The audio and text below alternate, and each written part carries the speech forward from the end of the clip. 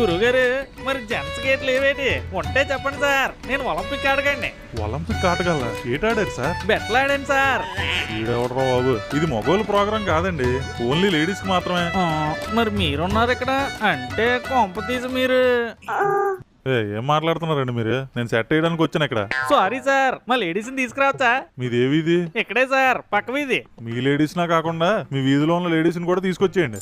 చాలా పెద్ద ప్రోగ్రామ్ ఇది, అందరూ బాగా కనిపిస్తారు టీవీలోని. రేపు నీట్ గా రెడీ అయిపోయి వచ్చిమానండి. సూపర్ అన్నా, రేపు చూస్తారు కదా గ్రౌండ్ మొత్తం మా లేడీస్ తోనే నింపేస్తాను.